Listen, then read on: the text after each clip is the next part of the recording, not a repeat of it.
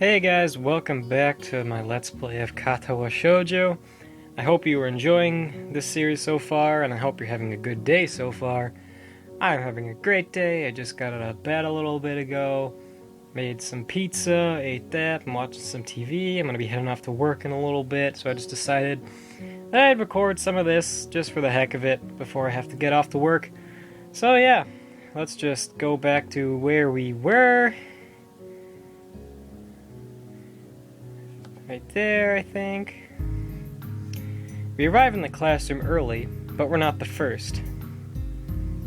The dark-haired girl I noticed before slumped over her desk at the last row. There. She jumps a little when Misha crashes into the room with the elegance of a rhino. She shrinks deeper into her seat. I can feel her tension all the way from here, as if she were slowly turning into stone just from my presence. Ah, Hanako, I miss you. I love your route. Misha and Sujune enter, either don't notice or don't mind it, as they walk directly past her to their seats and begin to converse. I thought Hanako sat in the back of the room. Whatever. Bye-bye. I'm left wondering about her, even when the classroom slowly fills with other students and finally the teacher. Getting into the rhythm of school feels strange. It's as if my brain remembers how this is done, but my body doesn't. Towards the end of the class, I start yawning and counting the minutes left. I shouldn't be this tired on my first day of school. Maybe it's the long time spent in the hospital that makes me like this. I'm even feeling physically weak and lifeless. That's not good. Before long, the final bell rings. School is finally over for the day. Beside me, Misha and Sujune are having a sort of conversation. After a bit of deliberation, Misha turns to me. Unfortunately, we can't stay and show you around today, Hichan. We've got to hurry already, since there's a lot of work for us to do. You'll find your way around here, I'm sure of it. Wait. The teacher said I'd have to see the nurse. Where do I have to go? Is that so? We can at least show you that much. Come on, the nurses have their own building, so we have to go outside. We join the flow of students making their way down the stairwell and outside, with the girls pointing out the other senior classrooms in the same hallways as ours. Just gotta say, this picture, everyone points it out. Creepy. It's fucking weird. When we get outside, the girls make their way to the smaller building right next to the school. It's built the same style, so it looks like it's actually part of the main building. This is the auxiliary building here. There's a lot of official and important stuff inside, like the Yamaku Foundation office and all the nurses' offices. They even have a swimming pool. Sweet, I like this school even better now. I love to swim. How is that official? Don't be silly, Hichan. It's for physical therapy, of course. Right. Anyway, all the nursing staff facilities are in there too. The head nurse's office is on the first floor. You'll be fine from here, right? We'll be going then. See you tomorrow. Yeah, thanks. Bye. Go away. I hate you. Never talk to me again. Please leave. Bye. A whole building for stuff that has nothing to do with the actual education? I guess it's necessary for a place like this. I walk in, hoping that this really will be only a quick visit, like the teacher said. This looks like a dungeon. On a white door on the left is a green cross with the text Head Nurse and a nameplate. Why don't you say his name out loud? Everyone wants to know what his name is, but no one does. A voice from the inside responds to my knock almost immediately, but I can't quite make it out. It sounded a bit like an invitation to open the door, so I invite myself further in. The room is not large and it smells strange. A friendly-looking man turns around on his office chair to face me as I enter. His desk is neat and tidy, but the bin under the table is overflowing with used medical utensils, and there are at least a dozen coffee cup rings lingering on the desk. The heck is all this stuff on the computer? Ugh. Hello there, what can I do for you today? He is a young looking and sort of rugged, but the dimples in his cheeks wash that impression away when he smiles. Are you the nurse? He smiles like a person who has heard the same very question hundreds of times. Why, yes I am. It says so on the door, no? You can call me by my name, which I don't know what it is, or just the nurse, like everyone else. Of course, I shake off my confusion, realizing that I probably should grab his extended hand. Yeah, don't be a... His handshake is rather firm and friendly. Right, I'm a new student, and my homeroom teacher told me to come and meet you. My name is Hisao Nakai. His eyes light up with revelation, and he snaps his fingers. Oh, you're that Nakai! Well, how many other Nakais are there here? I was just reading your file in the morning. Some kind of chronic arrhythmia and related congenital heart muscle deficiency, right? You make it sound so simple. Thank you. He gestures me to sit down in a vacant armchair in front of his desk. Yes. Good. Well, you've probably been briefed about the school enough, so I'll just go over this quickly. We have all kinds of facilities available, mostly physical therapy and such. There's always someone from my staff around, even at night, so never hesitate to call us if there's a problem. The famous 24-hour nursing staff. Wow, this is like a hospital. Well, not exactly. For instance, we don't do brain surgery here. Ahaha, ahahahaha. His joke feels so out of place that I'm left thinking why he even said it. Yeah, just that it's really weird to have so many medical people at a school. Excuse me. You'll get used to it. I'm not so sure of that myself, but I don't let the nurse know it. Now, just let me find your file again. While he searches for something from his computer and shuffles stacks of papers around, I let my gaze wander around the room. It's the epitome of generic, I'd like to say. Beige walls and ceiling, dark gray laminate flooring, and all the equipment you'd expect from a nurse's school office. Wait, school nurse's office. Blech. Even the ridiculous educational posters are hanging on all four walls, reminding me to eat properly 3 times a day, and from all the food groups. Yes, meat, candy, bread. Yeah. Smiling, the nurse draws a thick file from a stack of similarly thick files and opens it. So you already have medication for the arrhythmia. Just remember to take your pills every morning and evening, or it won't be much help. Well, no shit. Apart from that, do you do any sports? Rash stuff like, I don't know, boxing? Ho ho ho ho ho. He grins to his own joke, but I don't. Well, I played soccer occasionally with some classmates, which I actually did. I did play soccer for a while when I was younger. Alright, I'm afraid I'm going to have to recommend you refrain doing that. At least for the time being. Why am I having so much trouble reading now? I don't know why I am messing up on every line. Whatever. Oh. My lack of reaction makes him raise an eyebrow, but really, I'm not too bothered by him forbidding me to kick a ball around. I guess I never did it out of burning passion for the sport, just to have something to do.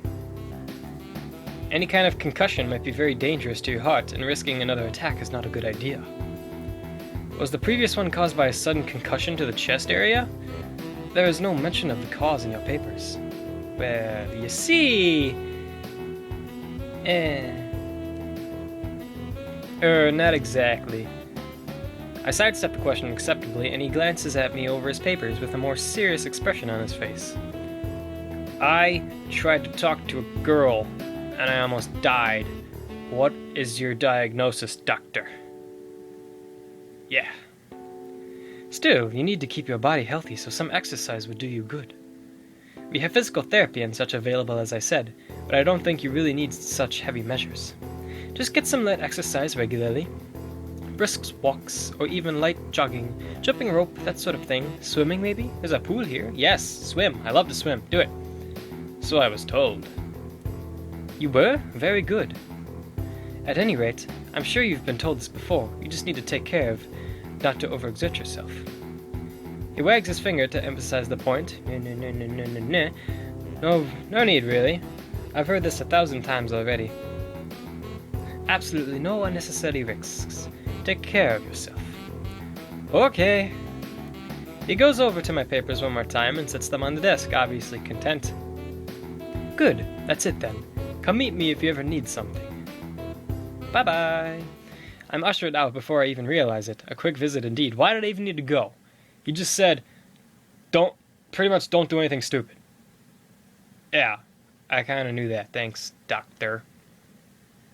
I end up standing in front of the main building and the auxiliary building, although to my eyes they still look one and the same. That, and then that. It's the first real look I get at the other students, so I watch people coming out of the school going towards the gate or the dorms. Everyone seems to know where they are going. And I still keep thinking that most of them don't look too special for being students at a special school. Then again, neither do I. Does that make me one of them? One of us? Is it turning into a horror movie? I should go somewhere too, to prevent me from getting lost. It's around dinner time, but I feel tired instead of hungry.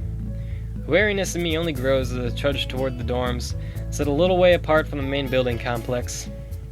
That is not a little way, that's like half a mile.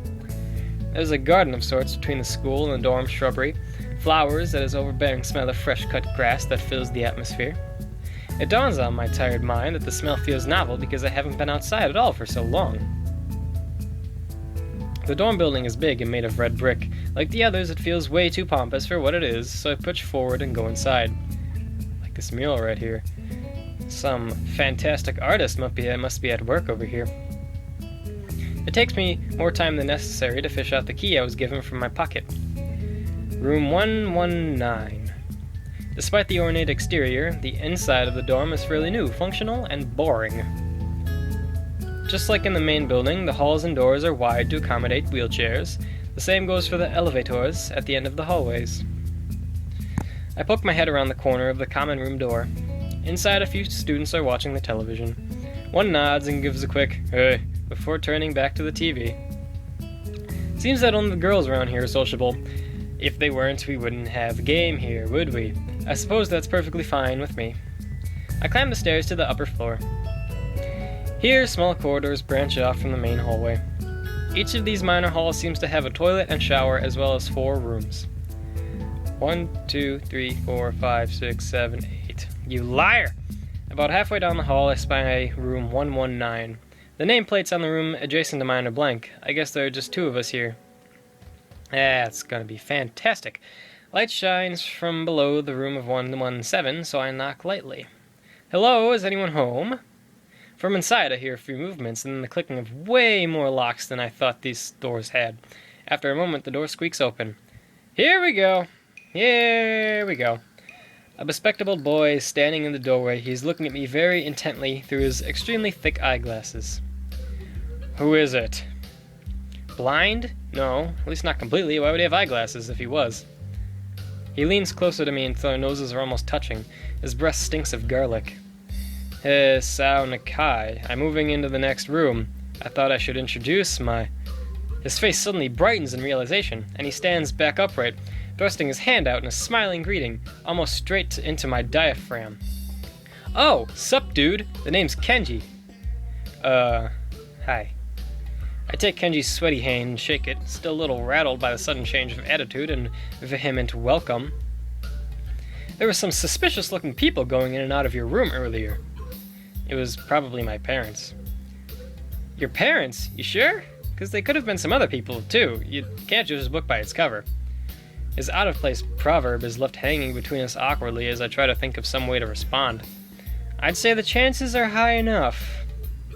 He shudders and makes some exaggerated hand gestures. You're a brave man, Hisao. Me? I don't think I could trust the chances. The only one I trust is myself. Does that mean I shouldn't get to know you either? He thinks about this for a while. A wise decision. Thank God I don't have to deal with this guy then. Damn, you are smarter than you look. Probably. What do you look like? I hope not smart. He squints his eyes and leans closer again, but I lean backwards to dodge it. Never mind, it doesn't matter. Bye. Freaking weirdo. With that, he turns, fumbles around for a moment, and searches the door handle and shuts the door behind him. I slide the key into the lock of the door marked 119. Fancy. Bleak beige walls, white linen, and a desk made of some type of light wood. Ugly curtains. It's no one's room. Impersonal, like my hospital room was. I think this is a nice room. It's a nice bed. I mean, for a dorm room, it's decent. My bags are sitting at the foot of my bed, looking a lot emptier than they did this morning. The closet is sitting open, stocked with my clothes. Also, it seems that there are a number of school uniforms hanging there as well. A note is pinned to the sleeve of one of the shirts. Hi, Hichan. We've unpacked your... Oh, I thought that was Misha for a second. Okay. We've unpacked your things and made your bed. They said that if these don't fit, then you should go to the office tomorrow. If you have any problems, you can always call us. Love, Mom and Dad. P.S. Ha ha ha! Screw you. Have fun at your disabled school. Thanks, Mom. Love you. Bye. Well, at least I don't have to worry about unpacking. I kind of hoped I would have, but then there would be something to do. It's still too early. I put the note down on the desktop and lie down on the bed, feeling drained.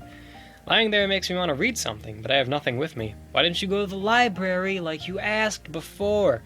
I wonder if the hospital conditioned me for wanting to remember to read whenever I had nothing to do. The restless urge just keeps growing till I have to stand up. Maybe it's stress or something. I was pretty nervous about it before coming in for the entire day, too. I still am, I think. Damn, I have to distract myself somehow so I won't be this unnatural all the time. Tomorrow I'll go borrow some books from the library. Why don't you just go right now? It's only 5 o'clock. Yeah, I'll do that. But for now... drugs! Yeah. The bottle of medication neatly arranged on my night table catch my eye. I pick up one and shake it to hear the contents rattle inside, and then read the glued-on pharmacy label. Hisao Nakai, 2 tablets daily to stay alive. It doesn't really say that, but it could just as well. It's kind of twisted, having your life depend on chemicals like this. I resent it a little, but what choice do I have? With a sigh, I begin my new daily ritual of taking the right number of pills from each bottle, being careful to check the correct dosages, otherwise I will die.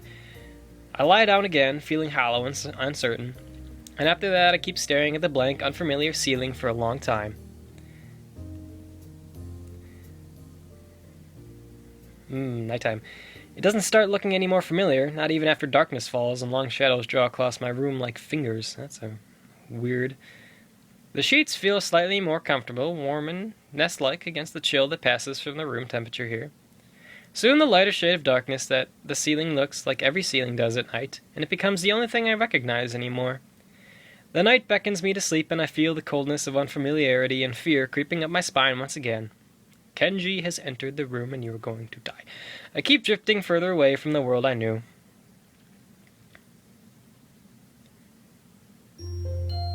I love this sequence. I'm just going to pause it because I love this song.